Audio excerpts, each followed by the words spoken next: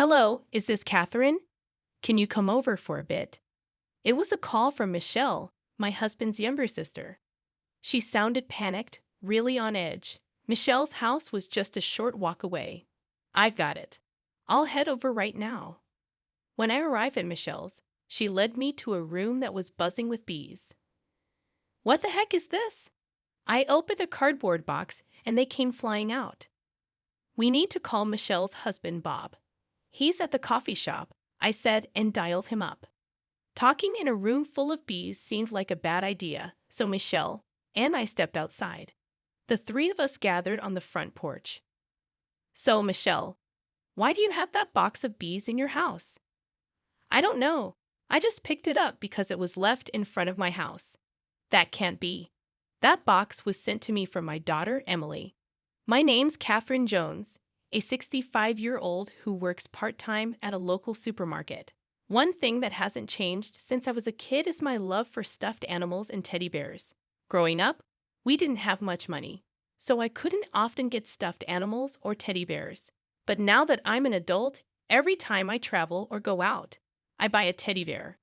Collecting them has become my joy. My husband, Larry Jones, who works at the town city hall, indulges this childlike hobby of mine. About a year ago, there was a teddy bear I desperately wanted. A limited edition online item, a collaboration between a popular brand and character. However, I had never shopped online and was about to give up on getting it. That's when I talked to Larry about it. Leave the online shopping to me. We've started ordering things online at my workplace. Really? Yes. So, I'll order it for you. Oh, Larry, you're always so reliable. Thank you. With that, Larry promptly took out his laptop and showed me how to order, helping me through the process. Whenever I had troubles, Larry was always there to help. After that, I began to order everything online, from daily necessities and groceries to even teddy bears. Around December of that year, the supermarket I worked at entered its busiest season. Being experienced at the job, I started working almost every day.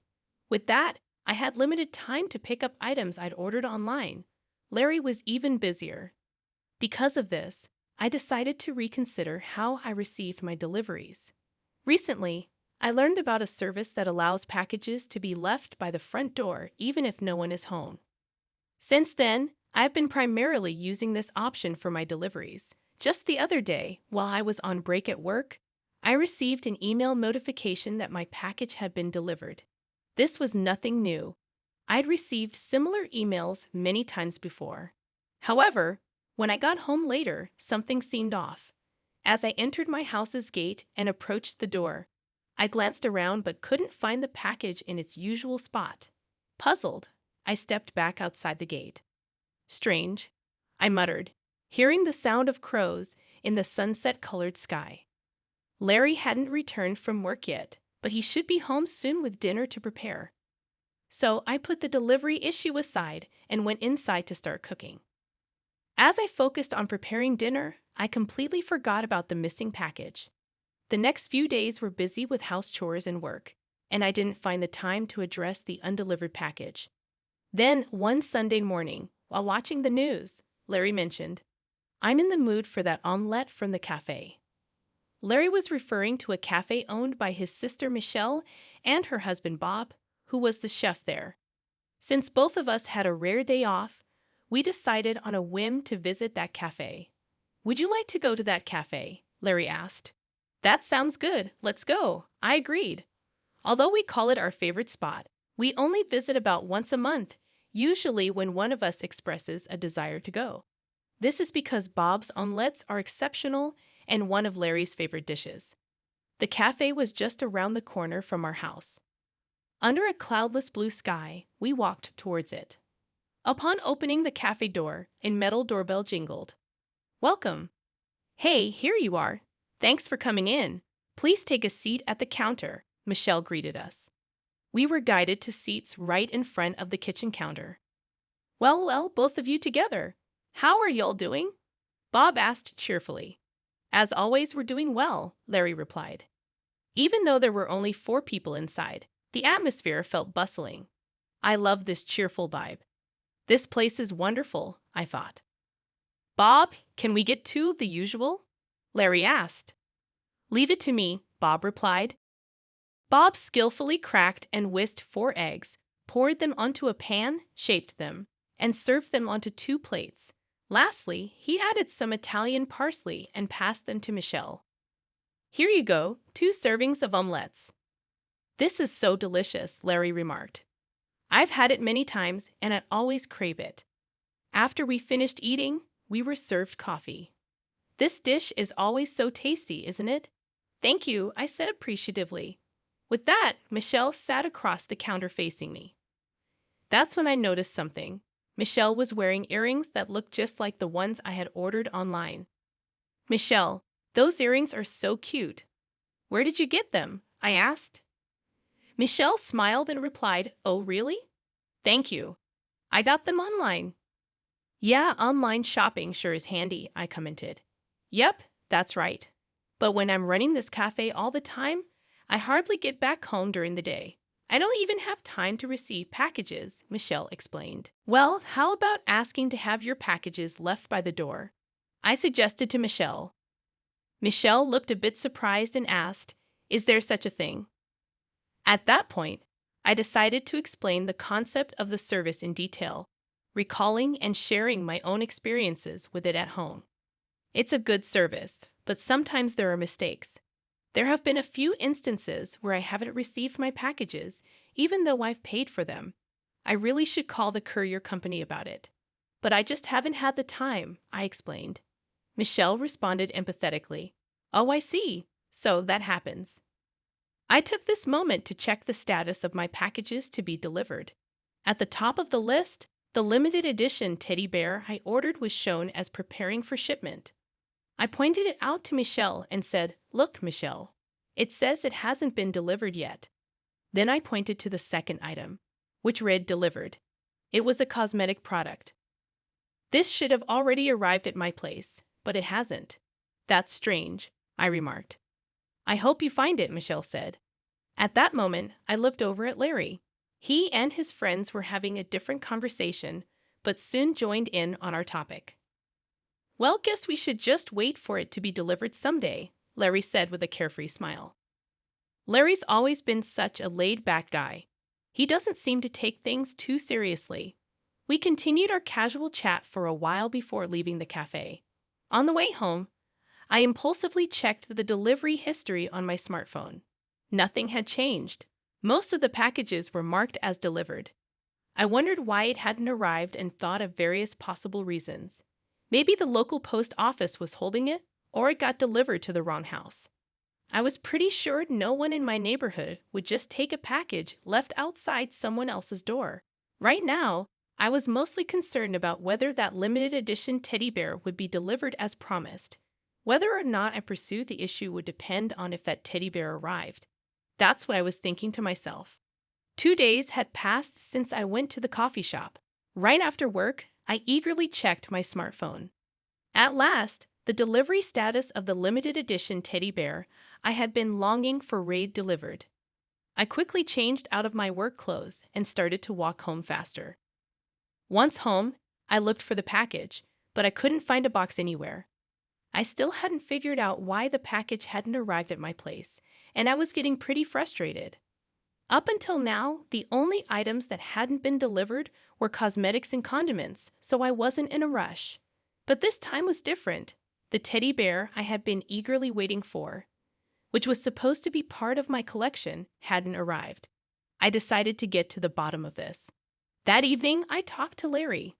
I didn't receive the teddy bear that was supposed to arrive today, I told him. That's bad. How many times has this happened now? Larry asked. Probably about 3 times. Something's not right, I replied. Oh, I'm gonna call the post office now. Let's do that, Larry suggested. I called the nearest post office, but as expected, there was no good news. The delivery man answered the call. I can't find the package you said you left at the door, he informed me. Really? I'm sure I left it right in front of your door. I thought maybe you still had it. What's going on? I asked. Well, there's a possibility someone stole it. You might want to file a police report, the delivery man suggested. Thanks. I'll think about it, I replied. Both of our spirits seemed to sink. For some reason, I felt sorry for the delivery man too. Even if I wanted to file a theft report, I didn't have any solid proof and was hesitant. That's when Larry said, "Let's ask Emily. She might know a solution." Emily is our daughter, who turned 40 this year. Now she's married and living in her husband's house, seemingly swamped with chores and work every day. Thinking it might be easier to discuss with my daughter Emily, I decided to ask her for advice. "Hello, Emily. I've been having an issue for the past month. Packages I've been expecting haven't been arriving," I explained. Emily chuckled a bit and then came up with a wild suggestion. "I'm going to send over a box of bees. If we leave it out for delivery, maybe we can catch the thief red-handed when they open it. What do you think?" To be honest, the idea seemed way too bold, but it might be worth a try. "Can you really do that?" "Don't worry about it. We have a huge swarm of bees back home, and this might just help us catch the culprit quickly," Emily reassured me.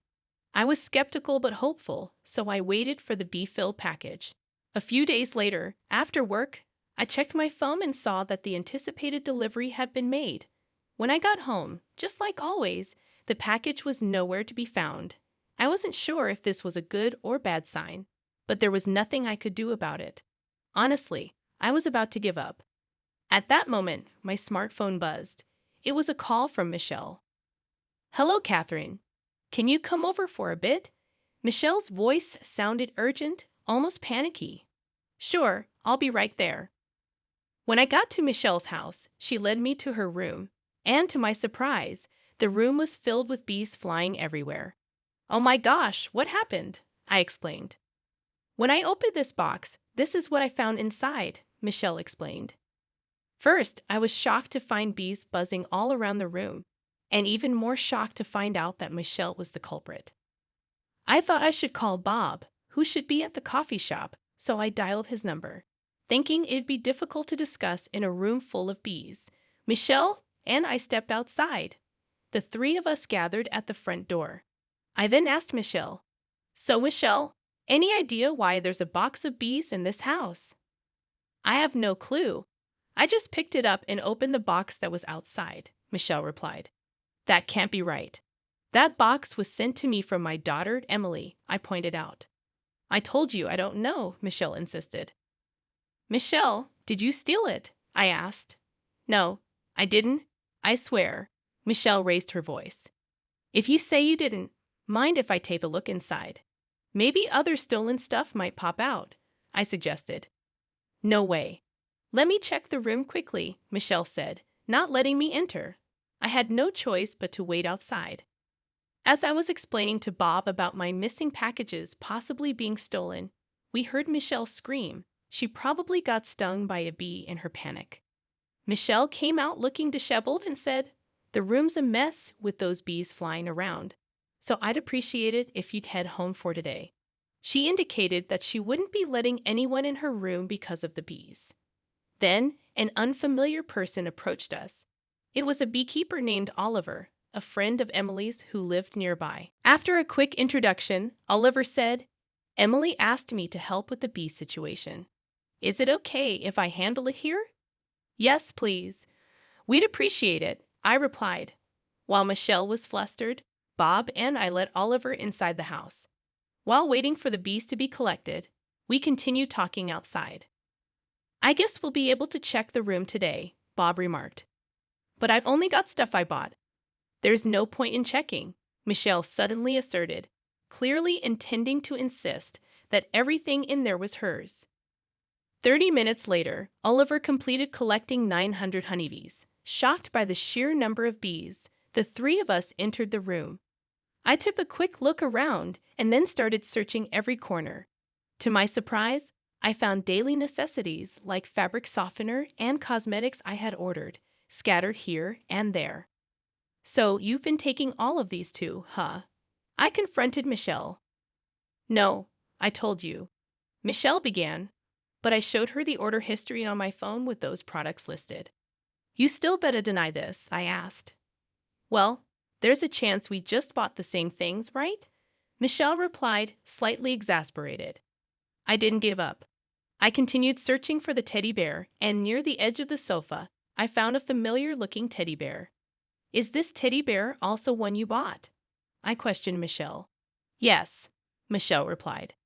I knew this teddy bear was a limited edition, and each had its own serial number. So I checked the number for my teddy bear on my phone and compared it to the number on this one. Both had the same 5-digit number. This teddy bear is mine. See, it has the same number. I showed it to Michelle and Bob. I didn't know modern stuffed animals could do that, Bob muttered, while Michelle just sat on the sofa and looked down silently. So it was you who was stealing from her house every time? I asked Michelle. Yes. Michelle's voice grew heavy. What did you take? You haven't been using them all this time, have you? I pressed further. I used a bit of the toner and some imported seasonings, Michelle confessed. Why would you do something like that? More than being angry about having things stolen, I wanted to know her motive. I was out of money. The amount I was spending exceeded what I had, that's all, Michelle explained. But why spend so much? What did you spend it on? I probed. Well, Michelle's words faltered, and she seemed hesitant to talk about it. Suddenly, Bob moved quickly and picked up a piece of paper that had fallen under the couch. Hey, what's this? Don't tell me you've been. Bob trailed off, showing us a piece of paper with numbers and an amount. I'm sorry, I got really into it, Michelle admitted. The paper Bob showed was a horse racing ticket. It turned out that Michelle had gotten heavily into horse racing and used the money she saved by using my stolen items on bets. Then Bob dropped another bombshell. You didn't by chance take money from our cafe's earnings, did you? Just a little bit, Michelle confessed. I knew something was off with the profits. How could you? Bob was clearly upset. It turned out she had embezzled tens of thousands of dollars from their cafe. I'm so sorry. I promise I won't do anything like this again. Please forgive me, Michelle cried loudly, apologizing. But for me, having my cherished teddy bear stolen even once was unforgivable. Her apologies did nothing to move my heart. Bob looked equally irritated. Turns out she had embezzled tens of thousands of dollars from their cafe, I informed Bob. Shall we meet in court? Bob suggested. With solid evidence in hand, Bob and I decided to file a police report. Bob decided to get divorced from Michelle. After that, charges of theft concerning my belongings and embezzlement in the course of her duties were brought against Michelle. She was eventually arrested, and we were satisfied with the outcome. Bob's Cave hired part-time workers, and sales began to rise steadily. By the way, I was given the opportunity to become the part-time team leader there. Michelle got arrested, I heard Larry mentioned. It's for the best. I'm better off without someone like her, I replied. Surrounded by hard-working folks makes me much happier now, Bob added. Yes, let's keep up the good work, I agreed. From then on, I started receiving packages left at my door. Of course, many new teddy bears joined my collection. Larry and I even went on trips to collect limited edition teddy bears from various places. And every day is blissful surrounded by all these teddy bears with Larry.